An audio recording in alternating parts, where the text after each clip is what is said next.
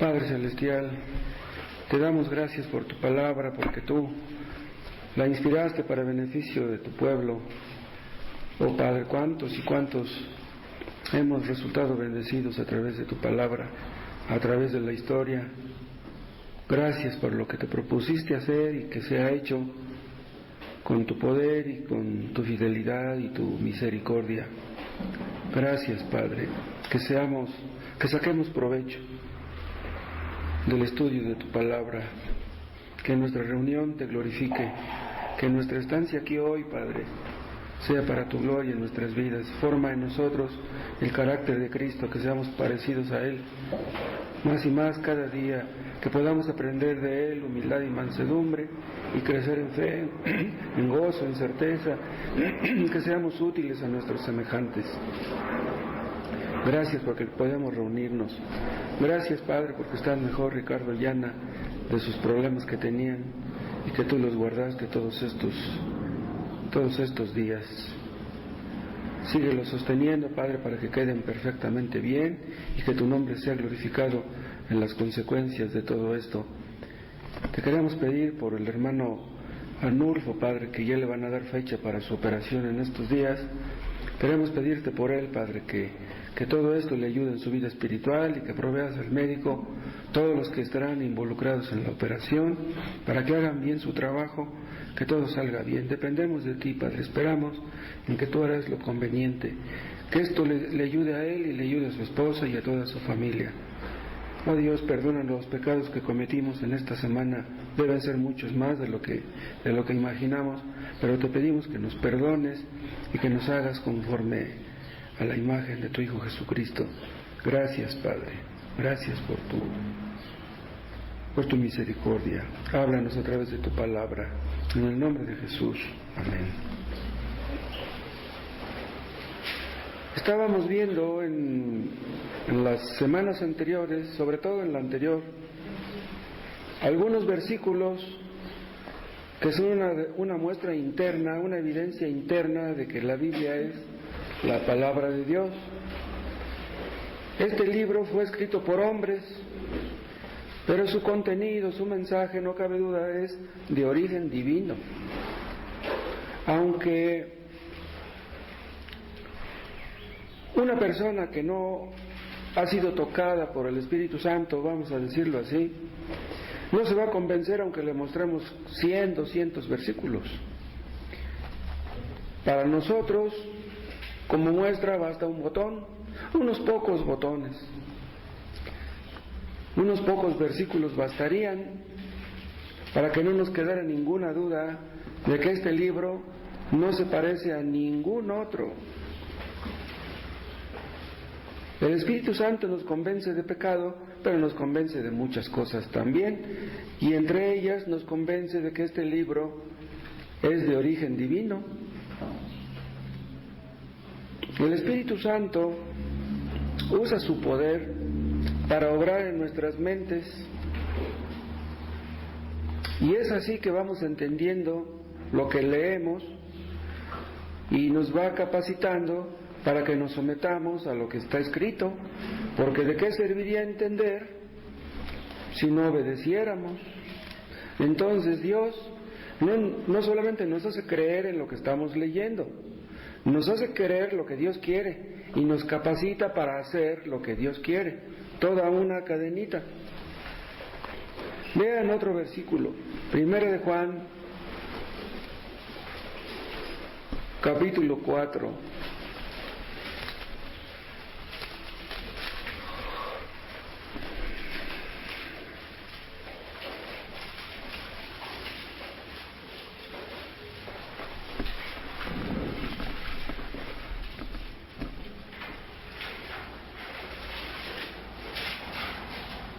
Primero de Juan 4:6. Nosotros, y esto se aplica solamente a los creyentes, no a los inconversos, nosotros somos de Dios, y el que conoce a Dios nos oye. El que no es de Dios no nos oye. En esto conocemos el espíritu de verdad y el espíritu de error. Cuando nosotros les hablamos a los que nos rodean de las cosas de Dios y contradicen, blasfeman, reniegan, no están dispuestos a creer lo que les decimos, lo más probable es que esas personas no son de Dios. Esto no niega que hay personas que en un principio se resisten y luego terminan creyendo. Pero hay personas que desde un principio marcan una línea. No. Eso que dices es absurdo, yo no voy a creer en eso. Que desde un principio cierran la puerta. Muy mala seña. Las personas que reaccionan así se están poniendo la soga en el cuello. Porque una persona honesta debiera decir, bueno, pues pudiera ser que lo que me está diciendo esta persona sea cierto. Voy a investigar, voy a leer, nunca he leído. ¿Cómo voy a rechazar algo que de lo cual no tengo el más mínimo conocimiento?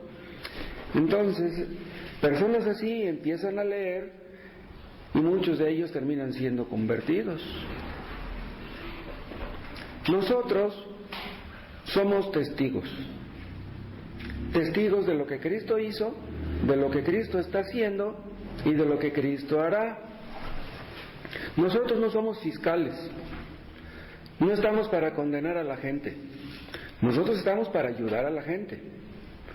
Si Cristo ha hecho algo en nosotros somos testigos de lo que Él ya ha hecho. No elucubramos, no especulamos, no inventamos. Hablamos de que lo que dice la palabra de Dios es cierto. Le hablamos a la gente, les damos testimonio, y si ellos no quieren recibir nuestro testimonio, si ellos piensan que somos mentirosos, sin siquiera investigar si es cierto lo que le estamos diciendo o no, entonces ya se están colocando en peligro, ya están en peligro.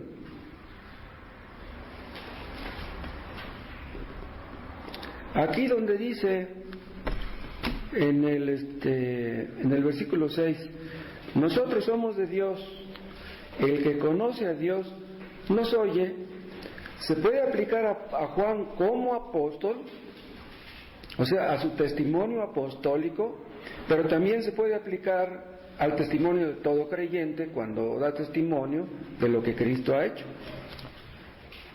O sea, no necesitamos ser apóstoles para que la gente debiera creernos. Hay personas que dicen, ¿y quién escribió ese libro? ¿No fueron hombres? Sí, fueron hombres. Ahí está. Entonces, ¿cómo voy a creer en lo que hombres escribieron? Pero ellos creen en lo que han escrito otros hombres. Entonces, ¿tú crees en lo que escribió Gabriel García Márquez? ¿Crees en lo que escribió Carlos Fuentes? ¿Y no crees en lo que escribieron hombres santos, hombres de Dios? También fueron hombres esos que tú dices, en los que tú crees. Hay personas que les dicen que Dios no existe y lo creen. Oye, tú dices que Dios no existe. ¿Quién te lo dijo? Pues el ateo famoso Sutano, el ateo famoso Mengano. ¿Y quiénes fueron ellos? Fueron hombres. Entonces, ¿crees en lo que dijeron aquellos hombres mentirosos y no crees en los que dicen estos hombres veraces? Hay personas que están dispuestas a someterse a lo que dice un hombre. ¿Por qué no están dispuestas a someterse a lo que escribieron estos hombres? ¿Saben por qué? Porque no les gusta. No quieren obedecer a Dios. Saben las implicaciones de creerle a Dios. Creer en Dios debe de conducirte a creerle a Dios. Si tú le crees a Dios, pues entonces tendrás que hacer lo que Él dice. Pero son personas que no están dispuestas a eso. Bien, los sacerdotes católicos se someten a sus superiores. Se someten al señor obispo, al arzobispo, al cardenal, al papa. El papa es la suprema autoridad. ¿Pero quién es el papa? Pues es un hombre. Entonces, si están dispuestos a someterse al papa, ¿estás dispuesto a someterte al papa y no a Dios? Pero son personas que están dispuestas hasta cierto punto a someterse al hombre, pero no a la verdad de Dios. Si ustedes le hablan a un inconverso acerca de la elección, de la predestinación, de la justificación, del arrepentimiento, de la fe, del juicio, del infierno, todos esos temas tienen muchísimos versículos que demuestran su veracidad. ¿Cuántos versículos hablan acerca del infierno? Ni lo he checado, pero son muchos. Hay doctrinas que están contenidas en 1 o 2 o 3 versículos. Pero un tema como el infierno, que tiene tanta evidencia, ¿cómo te atreves a refutar eso? Entonces la persona que dice, yo no puedo creer en la existencia del infierno, esa persona está diciendo, yo no voy a creer lo que dice la Biblia, yo no voy a creer lo que dice tu Dios. Los testigos de Jehová no quieren creer en la Trinidad. Dicen, la palabra Trinidad no está en la Biblia, es cierto, pero lo que está detrás de la Trinidad hay un montón de evidencias en la Biblia, y no solamente en el Nuevo, sino también en el Antiguo Testamento. Pero los testigos de Jehová creen lo que a ellos les parece correcto. Ellos creen lo que según ellos creen que debieran creer, pero ellos no están dispuestos a creer lo que Dios dice. Los testigos de Jehová creen que Dios se contradice, creen que la palabra de Dios está llena de contradicciones. En otras palabras, los testigos de Jehová no creen en las Escrituras, así de sencillo. Quien no cree en Dios, dice el apóstol Juan, le ha hecho un mentiroso. ¿Tú crees que Dios es un mentiroso? ¿Los testigos de Jehová creen que Dios es un mentiroso? ¿Cómo se atreven a tomar en sus labios el nombre de Dios si creen que Dios es un mentiroso? Los testigos de Jehová le creen a Carlos T. Russell, a sus líderes, a sus maestros, pero no creen en lo que está escrito. En una ocasión Cristo le dijo a sus seguidores que no eran convertidos, pero que andaban detrás de Él, les dijo, y a vosotros, porque les digo la verdad, no me creéis. Vean lo que dijo Jesús. Si yo les dijera mentiras, me creerían, pero como les digo la verdad, no me creen. O sea, el hombre por naturaleza tiene más la inclinación a creer en la mentira que en la verdad. Si les hablamos de la palabra de Dios, inmediatamente la juzgan. No están dispuestos a permitir que la Biblia los juzgue a ellos. Ellos se erigen en jueces y juzgan a la palabra, y al juzgar a la palabra están juzgando a Dios. Vean otro texto en Hebreos 2.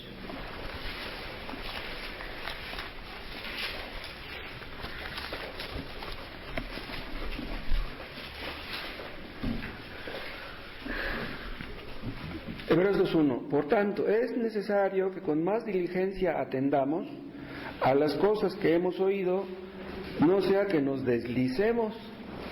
Esta palabra deslicemos quiere decir que nos caigamos, que nos resbalemos, ¿sí?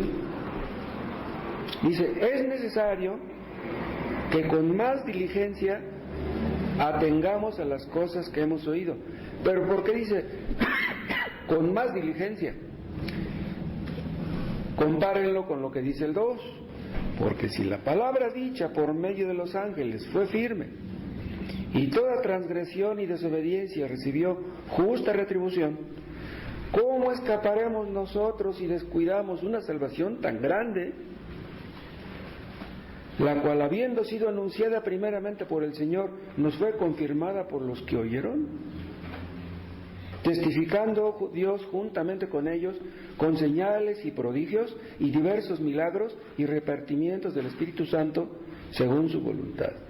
En el capítulo 1 dice Dios que Dios nos habló en tiempos pasados de muchas maneras. Nos habló por medio de ángeles, nos habló por medio de profetas, y Dios habló en el pasado a través de sueños y de revelaciones. Pero dice que en el versículo 2, Hebreos 1:2, que en estos postreros días nos ha hablado por el Hijo. Bien, si desobedecer a los ángeles, si desobedecer a los profetas, si desobedecer lo que Dios les revelaba por medio de sueños y de visiones, recibió justa paga de retribución, dice, ¿cómo escaparemos nosotros si descuidamos una salvación tan grande que Cristo nos anunció y luego sus seguidores? O sea, si era grave desoír lo que decía el Antiguo Testamento, es todavía más grave desestimar, desoír lo que dice el Nuevo, porque Dios nos ha hablado ahora por el Hijo. El Antiguo Testamento tiene que ver con las revelaciones de Dios de antes, de cómo Dios hablaba antes, pero ahora nos ha hablado por el Hijo. Y es por eso que los que desprecian lo que Cristo, el Hijo de Dios, ha dicho, se colocan en la soga en el cuello.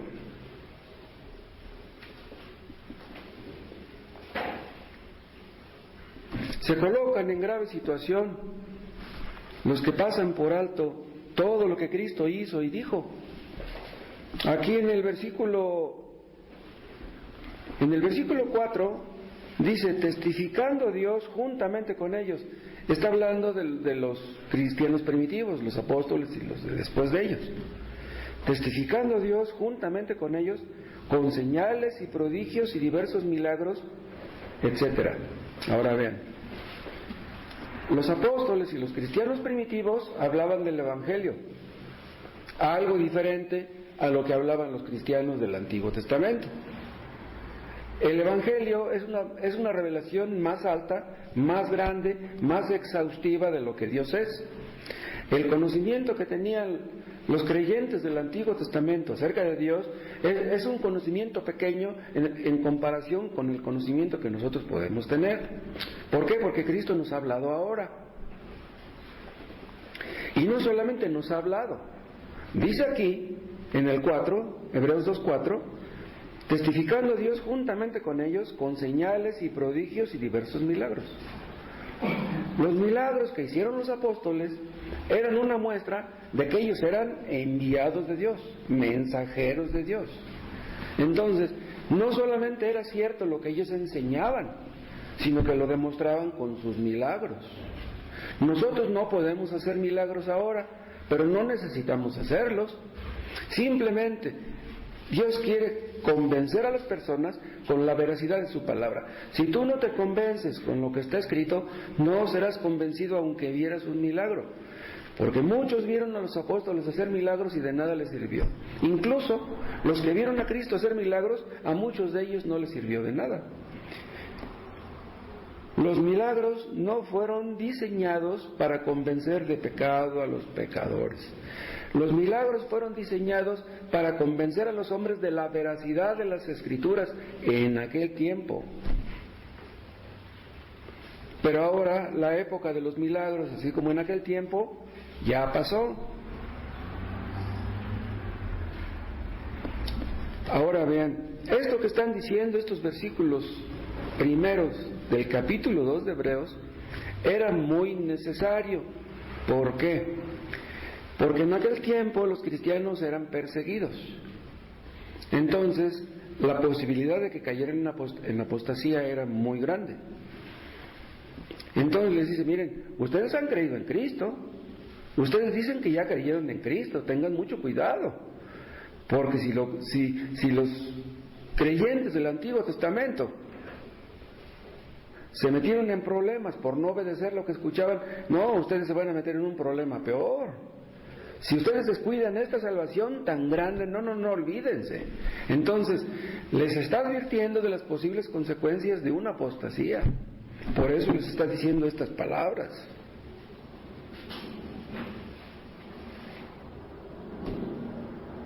Los apóstoles no solamente predicaban el Evangelio, ellos enseñaban públicamente y por las casas. Es lo que dice Pablo en el libro de los Hechos. La predicación no es suficiente. Es necesario enseñarle a las personas cómo hacer lo que Dios exige. Y para eso es necesario platicar con las personas. Y es así que a través de la enseñanza confirmamos lo que ya predicamos detrás de un púlpito.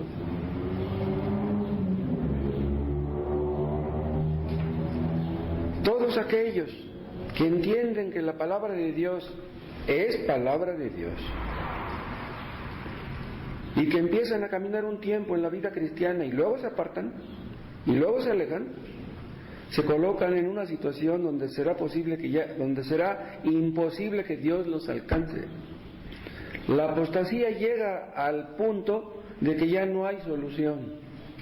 Las personas que se alejan de la verdad, que ya no quieren que se les hable, que ya no quieren leer la Biblia, que ya no quieren escuchar la predicación, se meten en graves problemas, se endurecen hasta que llega el momento en que ya no hay remedio para ellos. Nadie debe permanecer indiferente ante la palabra de Dios. Si fuera palabra de hombre, bueno, pues a lo mejor lo que está diciendo esa persona pues es falso, a lo mejor ese hombre está loco.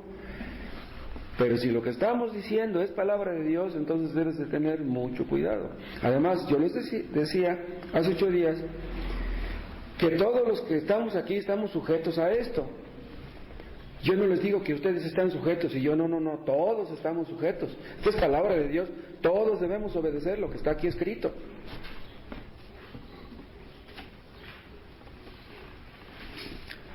Además, otra cosa, yo supongo que el que está hablando aquí en Hebreos es el apóstol Pablo. Ustedes saben que hay un debate acerca de quién es el autor de Hebreos. Yo creo, como algunos cuantos, pocos, que el que escribió esto fue el apóstol Pablo. Pablo no fue de los apóstoles originales, pero Cristo se le apareció a Saulo de Tarso, lo comisionó para predicar el Evangelio y lo hizo un apóstol también. Entonces podemos decir que todo lo que está en el Nuevo Testamento fue escrito por personas que anduvieron con Cristo, que conocieron a Cristo, que platicaron con Cristo. O sea, ellos no estaban inventando, no dieron su vida por algo irreal, por algo inseguro, por algo incierto, no. Ellos dieron su vida por algo que ellos sabían que era cierto. A ellos no les importó morir, porque ellos sabían que estaban muriendo por una causa que es verdadera. ¿Ustedes serían capaces de dar su vida por algo que creen que es mentira?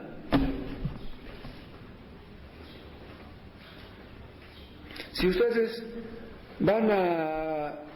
entran en un pueblo en nombre del partido político de su preferencia, en nombre del PRI, pero al pueblo donde van no quieren a los del PRI, entonces ustedes llegan y hablan ahí en nombre del PRI y la gente sale con palos y con piedras. No, aquí no queremos a los del PRI, lárguense de aquí o los matamos. Ustedes que harían, mátenme, voy a dar mi vida por el PRI. No, ustedes no harían eso, no, vámonos. Vámonos, yo no quiero problemas. Pero los creyentes primitivos estuvieron dispuestos a morir porque ellos sabían que lo que ellos creían era la pura verdad. A ellos no estaban engañando ni estaban engañando a nadie. Nosotros, cuando predicamos el Evangelio, no queremos que nos crean a nosotros, queremos que crean a la palabra de Dios. Nosotros no queremos que ustedes se sometan a nosotros, queremos que se sometan a lo que está escrito. Todos tenemos esa obligación. Nosotros no queremos que nos den su dinero. No queremos queremos tener una iglesia donde vengan miles de personas, tener un estacionamiento de 2, 3 pisos y que esto se llene de miles de personas. Lo que queremos es que la gente se salve, que se someta a Cristo. Si ustedes leen la palabra de Dios, se supone que quieren obedecer.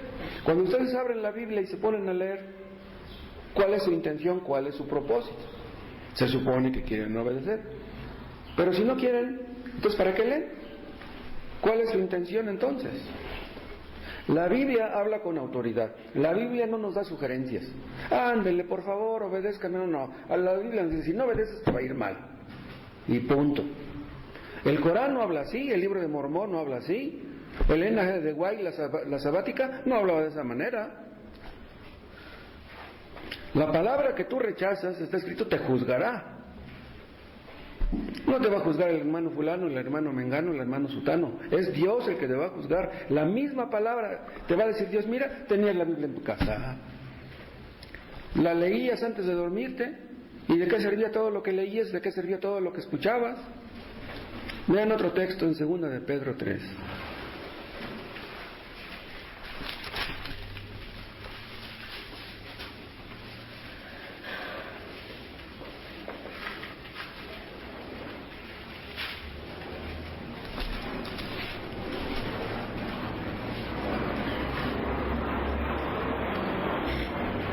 Segunda de Pedro 3:15.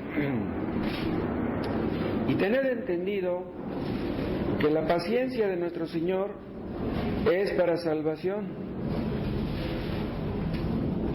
Aquí se refiere a que Cristo no ha venido el juicio, no ha venido el fin del mundo, porque Dios es paciente. Porque está hablando en el contexto de la segunda venida de Cristo. Entonces, si Cristo no ha venido y todavía los hombres siguen escuchando el Evangelio, es porque Dios es paciente. Dios no se hace de la vista gorda acerca del pecado de los hombres. A Dios le importa mucho que los hombres se aparten del pecado. Pero si los hombres pecan y Dios no los castiga, ¿por qué no los castiga? Porque Dios es paciente. Pero los hombres se burlan de Dios y dicen, Dios no castiga. Yo he pecado toda mi vida y Dios no me ha castigado. Pero el hecho de que no te haya castigado no quiere decir que nunca te vaya a castigar. Dice el 15, y tener entendido que la paciencia de nuestro Señor es para salvación. Dice, como también nuestro amado hermano Pablo, según la sabiduría que le ha sido dada, os ha escrito. Casi en todas sus epístolas, hablando en ellas de estas cosas, entre las cuales hay algunas difíciles de entender, las cuales los indoctos e inconstantes tuercen, como también las otras escrituras, para su propia perdición. Vean, aquí Pedro está dándole su espaldarazo a Pablo. Pedro fue el líder de los apóstoles, pero Pablo, como les dije, no era de los apóstoles originales. Pero aquí está diciendo Pedro, que todo lo que escribió Pablo era palabra de Dios. ¿Sí? No nos quepa ninguna duda. Pedro dormía junto con Jesús, al igual que los demás apóstoles, comía con él, caminaba con él, le hacían preguntas personales, recibían atención personalizada, enseñanza personalizada. Y Pablo no, Pablo se cuece aparte. Pero está diciendo aquí Pedro que lo que escribió Pablo es tan autorizado como lo que él escribió. Pedro escribió 2 epístolas, Pablo escribió mucho más que Pedro, pero está diciendo lo que escribió Pablo, mis respetos, dice, es lo que está diciendo aquí Pedro. Y vean ahora el 16, casi en todas sus epístolas, hablando en ellas de estas cosas, entre las cuales hay algunas difíciles de entender, no cabe duda. En las epístolas de Pablo hay cosas que son muy difíciles de entender. Y luego dice, las cuales los indoctos e inconstantes tuercen. ¿Quiénes son los indoctos? Los que tienen pocos conocimientos. Los nuevos, los que apenas empiezan a leer. Les falta doctrina, les falta enseñanza. Dice, los indoctos e inconstantes tuercen. ¿Quiénes son los inconstantes? Los inconstantes son personas que ya tienen conocimientos, pero que a veces los ponen en práctica y a veces no. Son personas que a veces están arriba y a veces están abajo. Si tú a veces obedeces, te sientes bien. Si a veces desobedeces, te sientes mal. Y a veces estás así, a veces estás acá. Pero no progresas, te sientes estancado. Y entonces, el mismo pecado que tú no mortificas hace que no entiendas bien lo que estás leyendo. No eres un indocto, pero eres un inconstante. Y quieren que les diga una cosa, muchos podemos caber aquí en esta palabra inconstantes. Muchos de los que estamos aquí no somos indoctos, tenemos algunos conocimientos.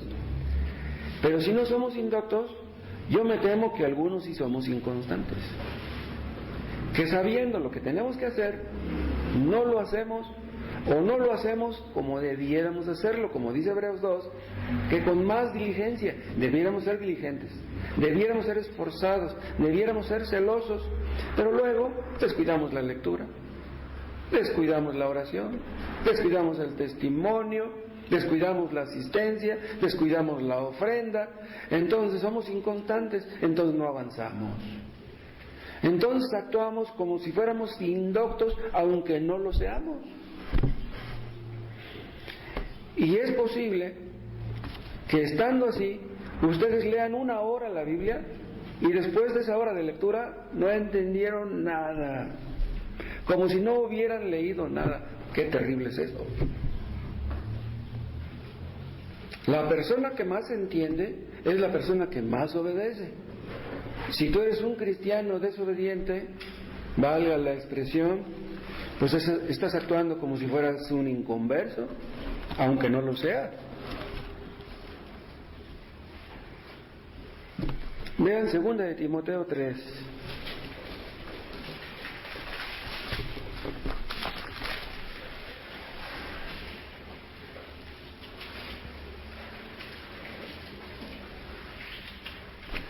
Aquí en este capítulo el apóstol Pablo está hablando de personas que dicen ser cristianos, que dicen conocer la palabra de Dios. Dice en el 5, que tendrán apariencia de piedad, pero negarán la eficacia de ella. Dice, a esto se evita. O sea, estas personas que tendrán apariencia de piedad son personas que aparentan ser cristianos, pero que no lo son. Pero vean lo que dice después en el 7. En el 6 dice, porque de estos son los que se meten en las casas y llevan cautivas a las mujercillas cargadas de pecados, arrastradas por diversas concupiscencias. O sea, son personas que parece que son cristianos, pero que constantemente caen en tentación, caen en la lujuria, porque no son realmente convertidos. Creen que son convertidos, pero no lo son. Y vean, dice el 7, estas siempre están aprendiendo y nunca pueden llegar al conocimiento de la verdad. Aquí habla de las mujercillas que esas personas visitan, pero obviamente esta palabra se puede aplicar también a ellos, estas y estos. ¿Me explico? O sea, ni los maestros aprenden, pues ni las alumnas tampoco. Una persona puede estar aprendiendo y aprendiendo y aprendiendo durante años sin aprender realmente. Una persona puede estudiar un curso de teología, puede estudiar en un seminario teológico, puede graduarse, recibir un diploma incluso con puros 10 y no ser convertido. ¿De qué sirve que tengas tantos conocimientos y que tus maestros te alaben y te feliciten si tú no obedeces a lo que está escrito? El verdadero conocimiento viene cuando somos obedientes a lo que estamos leyendo, aprendiendo. Además, acuérdense que hemos visto que hubo personas que estudiaron la Biblia toda su vida, desde chicos hasta que se murieron, y nunca fueron creyentes. Nunca entendieron realmente. Qué terrible es eso. Una persona que no dispone su corazón para obedecer lo que está aprendiendo, para obedecer lo que está escrito, esa persona no entienda aunque crea que entiende.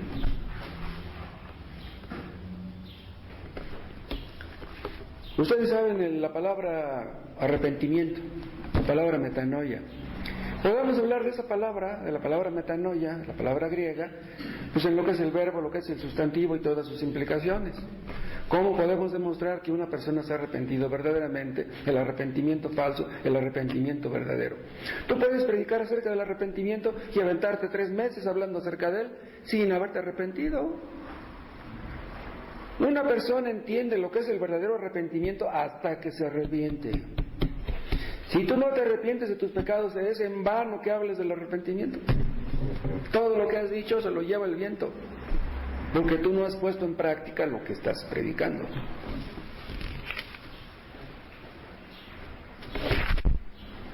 Vean otro texto, 1 de Juan 5.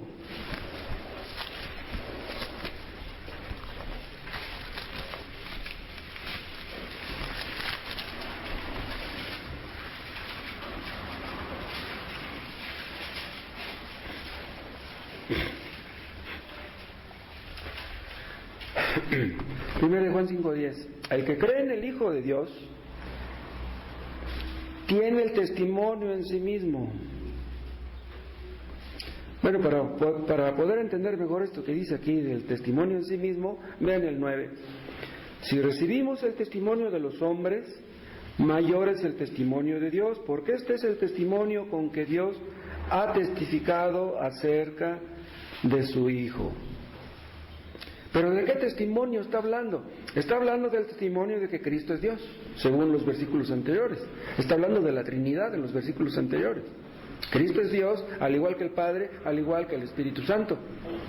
Y dice que cuando recibimos el testimonio de Dios acerca de quién es Cristo, entonces tenemos el testimonio en nosotros mismos, es lo que dice el 10.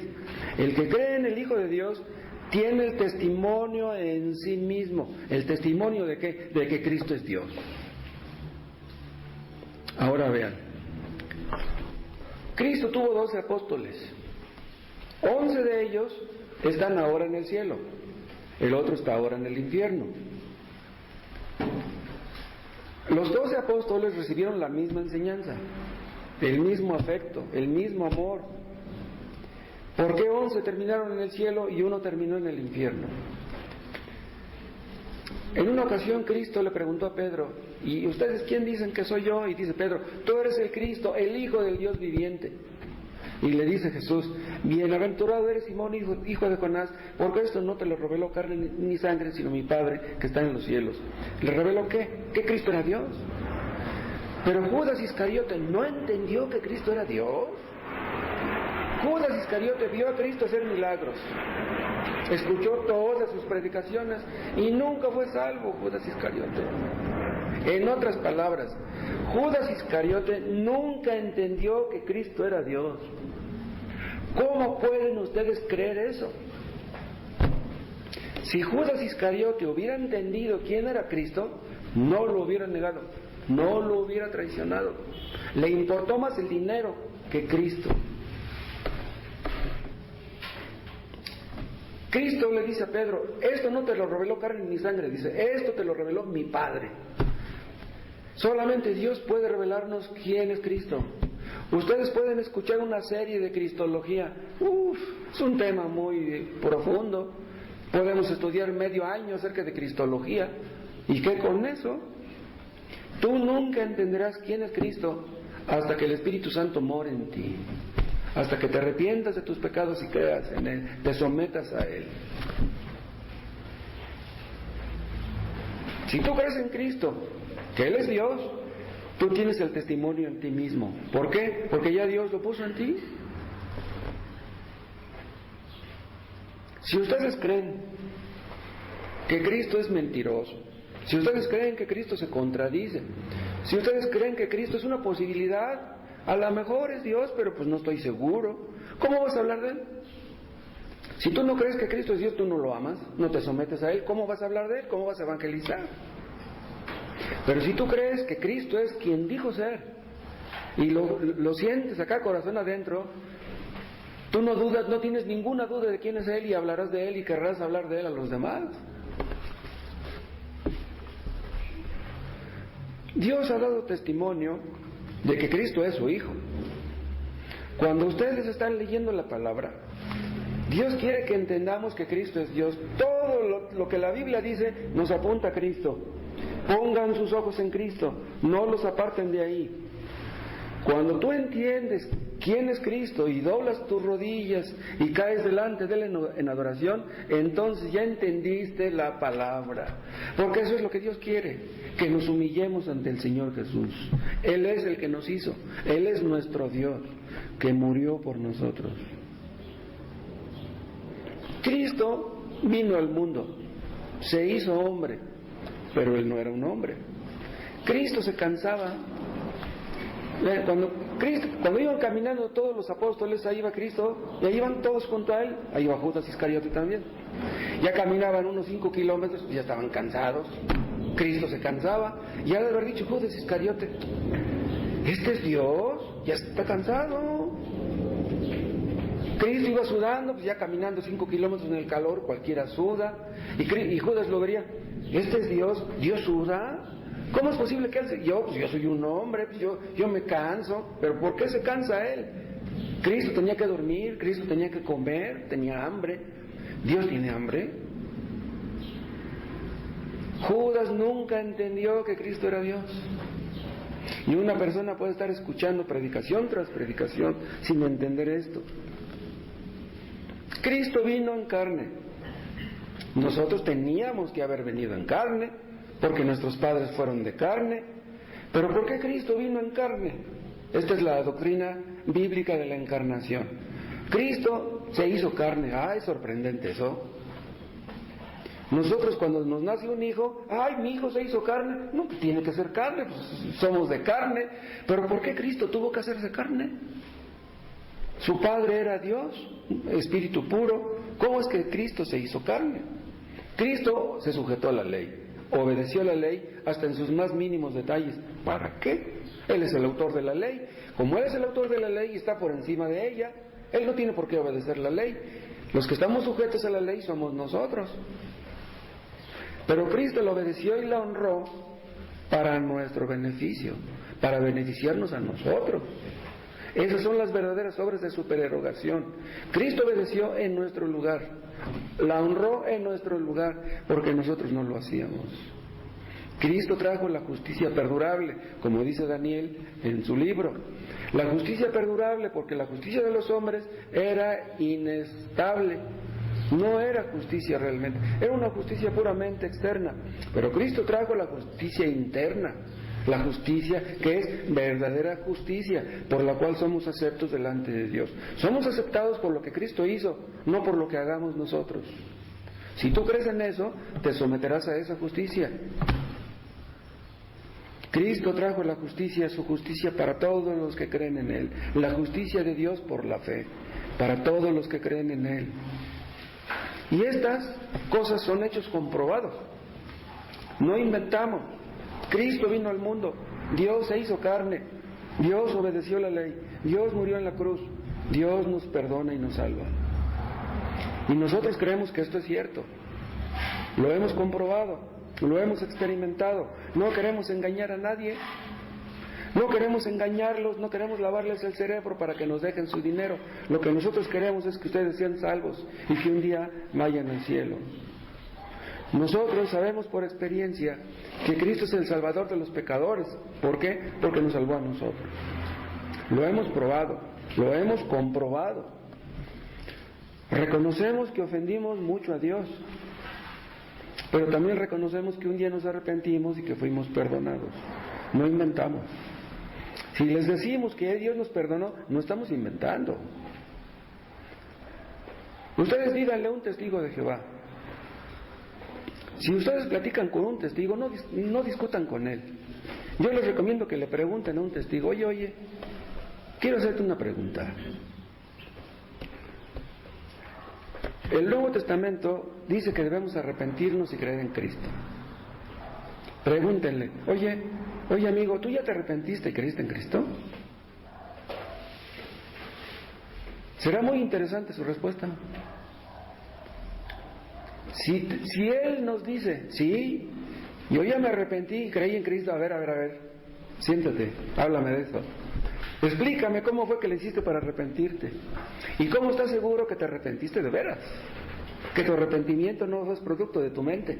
¿Y cómo estás tú seguro que ya Dios te perdonó? Explícamelo. ¿Saben qué? No pueden hablar de eso. Los testigos de Jehová no pueden hablar de eso porque no se han arrepentido, no han sido perdonados. Pero un creyente ya se arrepintió, ya fue perdonado y puede hablar con confianza de eso. Decimos que la burra es parda porque etcétera y etcétera. Entonces nosotros hemos comprobado que lo que dice este libro es la pura verdad. Y si tú le dices al testigo, mira, yo te recomiendo una cosa. Pídele a Dios que te muestre tu pecado, pídele que te ayude a arrepentirte y que te perdone tus pecados. Y cuando lo hagas, ven y platicamos. A ver qué hace esa persona.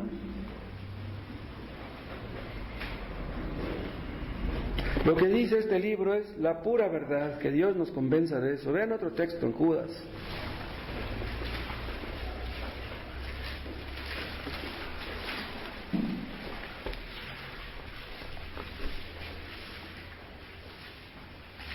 Judas, versículo 3. Amados, por la gran solicitud que tenía de escribiros acerca de nuestra común salvación, me ha sido necesario escribiros, exhortándoos que contendáis ardientemente por la fe que ha sido una vez dada a los santos. Bien, los exhorto, dice Judas, a que contiendan ardientemente por la fe. ¿Saben qué quiere decir contender ardientemente por la fe? Aquí la palabra fe no se refiere al hecho subjetivo de que nosotros hemos creído, se refiere al cuerpo doctrinal de lo que enseña la palabra de Dios. ¿Sí? O sea, contender por la fe quiere decir contender por la verdad. Y contender quiere decir defender la verdad de sus opositores, de los que la niegan. Porque hay un montón de maestros falsos, estamos rodeados de ellos y debemos hacerle entender que ellos están equivocados.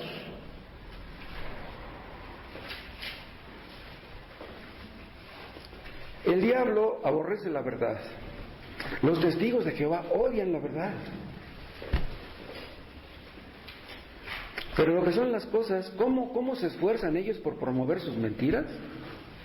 Si ellos se esfuerzan tanto por promover sus mentiras, nosotros debiéramos esforzarnos más que ellos por promover la verdad. O sea que en ese sentido nos ganan. En ese sentido son mejores que nosotros. Aunque ellos creen que están haciendo bien, en realidad están haciendo daño. El diablo odia este libro.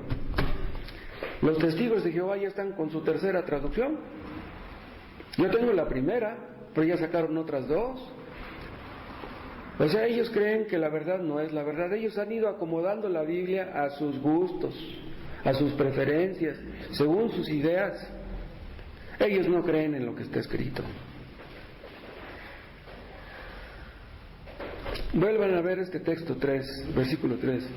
Al final del 3 dice, que contendáis ardientemente por la fe que ha sido una vez dada a los santos. Esto que dice aquí, que ha sido una vez dada, quiere decir que lo que tenemos aquí es la pura verdad. Y a lo que está aquí escrito ya no le podemos agregar nada. Oye Dios, pero no se te olvidaría haber puesto aquí algo. No. Lo que yo dije aquí, esto es lo que quiero que ustedes sepan. Oye Dios, pero yo creo que tú cometiste un error porque no incluiste tal cosa. No. Dios no comete errores. Lo que está escrito es lo que Dios quiso que estuviera escrito. No podemos agregarle a lo escrito ni podemos quitarle tampoco. Ahora, esto echa por tierra lo que dicen esos fulanos que dicen que son apóstoles ahora, o los que dicen que son profetas.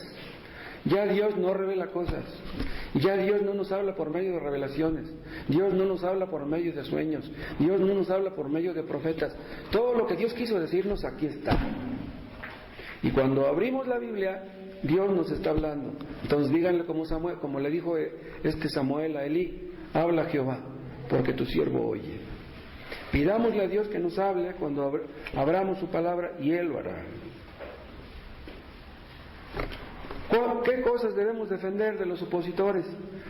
La idea de la Trinidad, algo crucial, la deidad de Cristo, la divinidad y personalidad del Espíritu Santo, el estado y la condición del hombre por naturaleza, la inspiración de las Escrituras, su inerrancia, su suficiencia, la gracia de Dios en la elección, la predestinación, la justificación por la fe, la justicia imputada e impartida, la regeneración, la santificación, la perseverancia de los creyentes, la segunda venida de Cristo, la resurrección de los muertos, la gloria futura de los santos, la condenación eterna de los perdidos.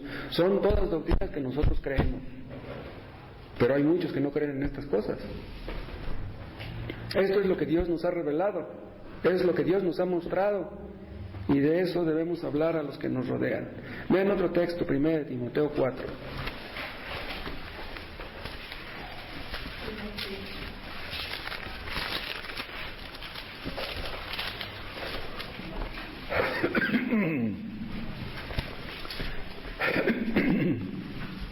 Primero Timoteo 4:1. Pero el Espíritu dice claramente que en los postreros tiempos algunos apostatarán de la fe. Los postreros tiempos son estos, ¿sí? Desde Cristo para acá son los postreros tiempos. Algunos apostatarán de la fe, escuchando espíritus engañadores y a doctrinas de demonios. Vean, hay predicadores que cuando abren la Biblia van a hablar doctrinas de demonios. ¿Cómo es que se agarran de la Biblia para enseñar doctrinas de demonios? Ahora viene el 2. Por la hipocresía de mentirosos, vean, son personas que dicen que creen pero no creen, son hipócritas, que teniendo cauterizada la conciencia, o sea que saben lo que tienen que hacer y no lo hacen, prohibirán casarse y mandarán a abstenerse de alimentos que Dios creó para que con acción de gracias participasen de ellos los creyentes y los que han conocido la verdad. ¿De quién está hablando aquí? ¿Quiénes son los que prohíben casarse? Pues es la Iglesia Católica, que prohíbe que se casen los sacerdotes. ¿Por qué la Iglesia Católica inventó que los sacerdotes no deberían de casarse? ¿Por qué? El apóstol Pedro, según ellos, fue el primer papa, pero a Pedro tuvo esposa. Si el primer papa tuvo esposa, ¿por qué los después ya no? A ver, explíquenme eso. ¿Por qué los sacerdotes no pueden tener esposa? Ahí hay un gato encerrado de este tamaño. Los sacerdotes no pueden casarse porque si se casan tendrán hijos y echarán raíces en su tierra. Entonces, imagínense un sacerdote que tuvo muchos hijos, que tuvo muchos nietos y bisnietos, y esa persona vive en un país que un día se mete en una guerra. Los familiares de ese sacerdote, ¿de parte de quién se van a poner? ¿Se van a poner de parte de Dios o se van a poner de parte de su patria? ¿Qué es lo que un cristiano debe hacer? ¿Qué es lo que le debe de enseñar a sus hijos? Vean, nosotros tenemos hijos, nuestros hijos son mexicanos. Si México se mete en una guerra, pues nuestros hijos pueden ir a la guerra. En Estados Unidos, que es un país guerrero, todos los muchachos que van a la guerra, muchos son cristianos, porque nacieron en hogares cristianos, pues tienen que ir a la guerra. ¿De parte de quién se van a poner en la guerra? En otras palabras, lo que la Iglesia Católica quiere es que los sacerdotes se pongan de parte del Papa, de parte de la Iglesia Católica, que no se pongan de parte de su patria. ¿Qué quiere decir la palabra patria? La palabra patria quiere decir la tierra de nuestros padres.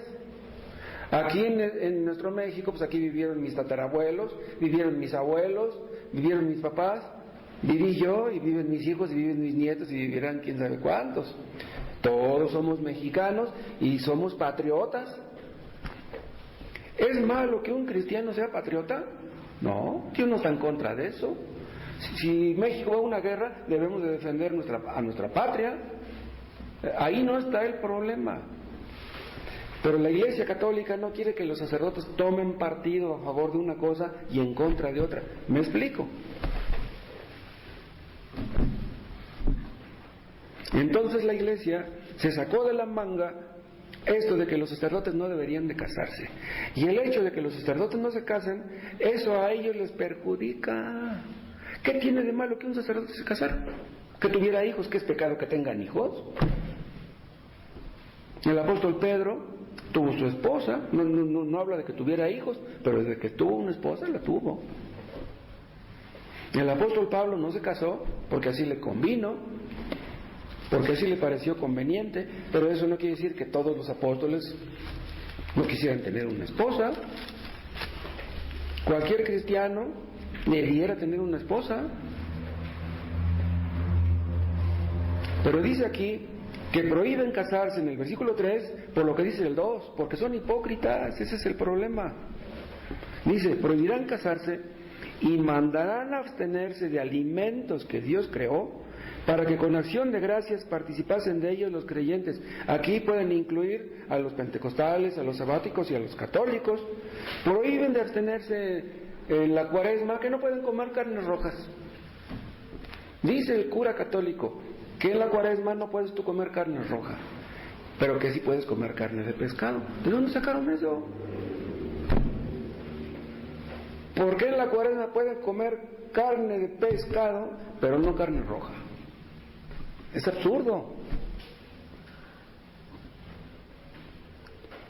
Y esto también condena a los sabáticos que dicen que es pecado comer carne de cerdo, porque eso es antibíblico. Dice que mandarán a abstenerse de alimentos que Dios creó para que con acción de gracias participasen de ellos los creyentes. ¿Sí? Entonces, si el Viernes Santo, el Jueves Santo, te quieres comprar una torta de milanesa, cómetela y no hay ningún problema. Pero a esas personas ya les inculcaron que es pecado comer carnes rojas. Creen que se van a ir al cielo porque no se comieron una chuleta.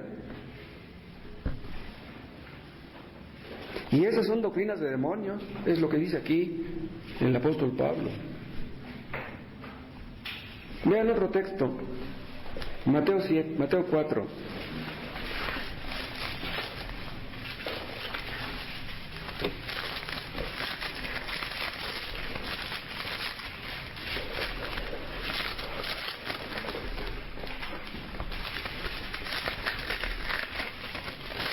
Mateo 4:4.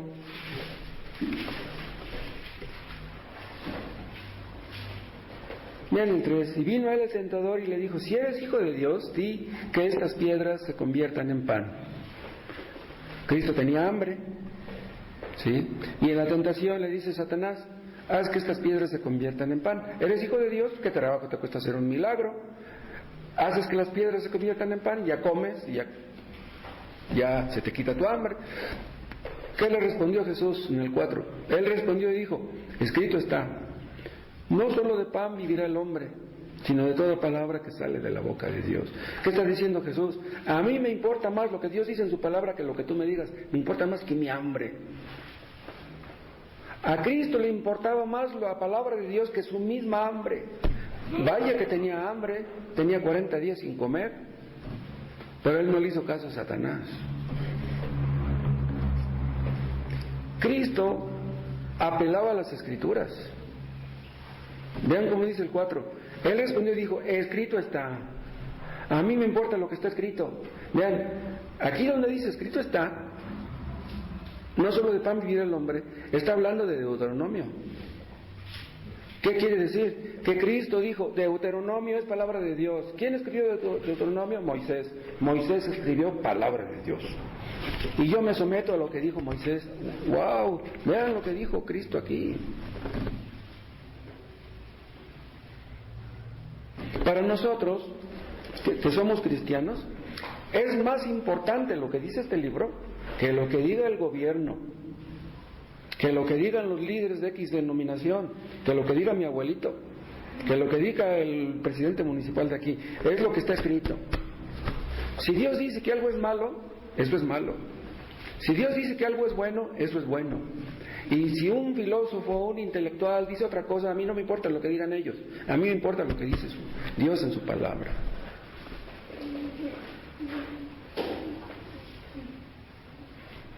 Cuando Cristo dijo estas palabras, Él se estaba muriendo de hambre. ¿Cuántos kilos bajaría Cristo después de no comer 40 días? Ha de haber sido el puro esqueleto. Pero Él dice: Dios no me va a fallar, tengo hambre, Él me va a dar lo que necesito. Resistió la tentación y al rato llegaron los ángeles y le servían. Los ángeles mismos y le llevaron la comida. Hermanos, lo que nosotros necesitamos es el alimento de arriba. No tenemos que hacer tanto énfasis en el alimento de abajo. Dios proveerá lo que tenga que darnos. Lo que necesitamos es el alimento espiritual.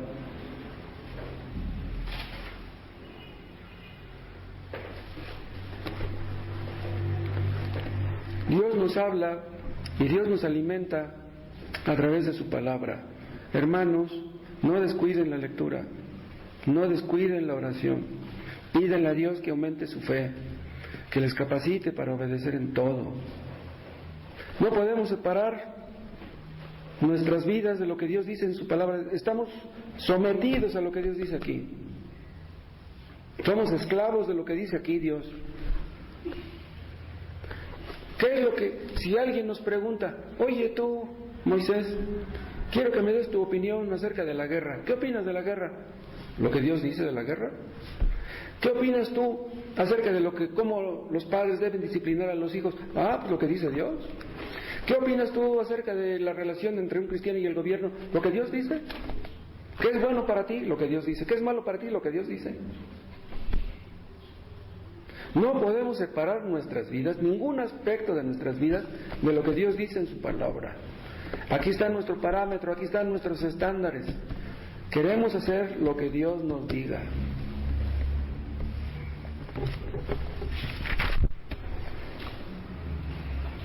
Cuando nosotros nos ponemos a leer la palabra de Dios, Dios sabe lo que hay en nuestro corazón. Dios sabe si realmente estamos dispuestos a obedecerla o no. Dios sabe si somos obedientes o si somos desobedientes.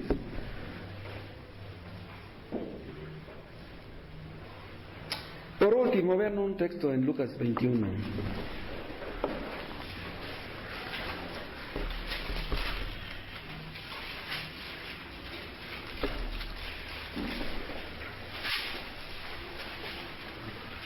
...21:33... El cielo y la tierra pasarán, pero mis palabras no pasarán. ¿Quién dijo esto? Jesús. Si estas palabras las hubiera dicho un hombre, diríamos que estaba loco. Imagínense que estas palabras las hubiera dicho Shakespeare, o las hubiera dicho Aristóteles, o Platón, o Miguel de Cervantes, que hubiera dicho, el cielo y la tierra pasarán, pero mis palabras no pasarán. No, ningún hombre puede decir esto. Estas palabras indican claramente que Cristo es Dios. Lo que Cristo dijo en su palabra, vean, aquí está escrito.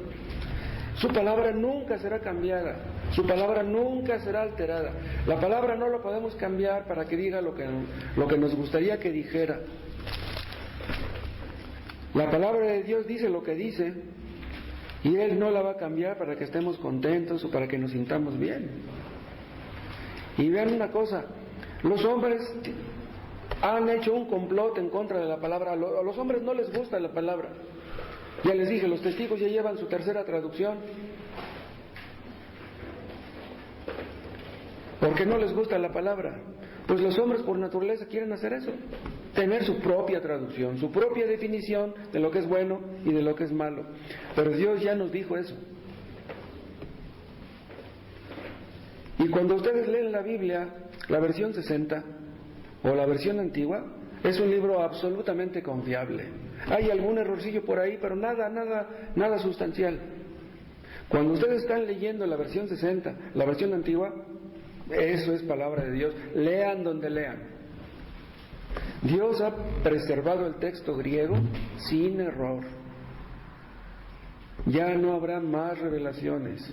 Ya Dios nos dijo todo lo que tenía que decirnos. Y las personas que rechazan la verdad, rechazan a Dios.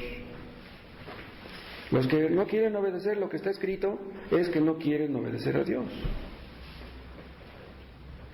¿Qué es lo que el diablo quiere? Apartarnos de Dios. ¿Qué es lo que Dios quiere? Que nos acerquemos a Cristo. Cuando nosotros nos acercamos a Cristo en humildad, pidiéndole que nos muestre sus caminos, es que hemos aprendido. Eso es exactamente a lo que debe de llevarnos la palabra.